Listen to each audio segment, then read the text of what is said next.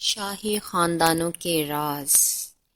ایک زمانے کی بات ہے کہ جہاں جہاز بھر کر گویا شاہی قصوں کی خبریں آیا کرتی تھیں، جس میں خوشیوں کی بجائے ان کی قصوں کے اندر کے چھپے ہوئے راز ہوتے تھے۔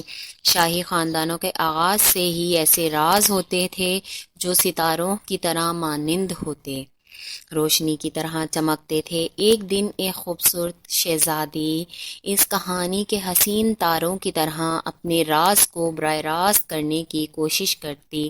وہ جاننا چاہتی تھی کہ ان قصوں کے اندر کیا خزانے چھپے ہیں، اور وہ کیا خزانے ان کے خاندان کی بہتی ہوئی داستانوں کی طرح خوشیوں کا سبب بن سکتے ہیں۔ شہزادی کی رازداری کی تلاش میں نکلی، اور اس سفر پر اسے خوبصورت شہزادہ بھی ملا جو اپنے خاندان کی تاریخی کو جاننے کے لیے شہر میں آیا تھا۔ دنیا کی نظر ان رازوں کے ہر کن پر تھی، اور دونوں اپنے مقصد تک پہنچنے کے لیے اپنے راستے پر اختیار کر چکے تھے۔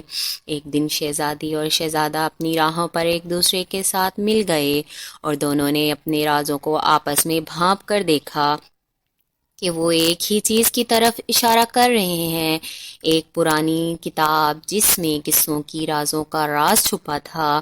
شہزادی اور شہزادہ اس کتاب کی تلاش میں نکل پڑے، اور کئی مشکلات اور خطرات کا سامنا کرتے ہوئے بیرونی خاندانوں کی ہراسی کو پار کر کے کتاب کو ڈھونڈ لیا۔ کتاب کھول کر دونوں نے دیکھا کہ اس میں قصوں کے اندر کی راز اور خزانے کی جگہ کی تفصیل شامل تھی۔ شہزادی نے رازوں کو پڑھ کر خوش ہو گئی، کیونکہ وہ جان گئی کہ یہ راز ان کے خاندان کی تاریخ کی سچائی کو ظاہر کرتے ہیں۔ شہزادی اور شہزادے نے خزانے کی جگہ کی تلاش میں راستہ دیار کیا، اور اختتام میں خزانے کو پا لیا۔ انہوں نے خزانوں کو شاہی خاندان کے متحرک موضوع کارکنوں میں تقسیم کر دیا، اور اپنے خاندان کی تاریخ کو سب کے سامنے روشن کیا۔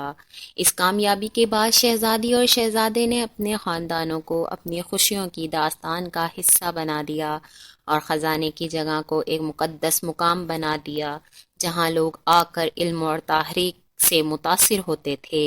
یہ کہانی ہمیں یہ سکھاتی ہے کہ ہمارے رازوں کو اور ہماری میراث کو محفوظ رکھنا بہت اہم ہوتا ہے۔ راز کو پڑھ کر اور تلاش کر کے ہم اپنی زندگیوں کو معنوں سے بھر سکتے ہیں، اور اپنی میراث کو محفوظ رکھ سکتے ہیں۔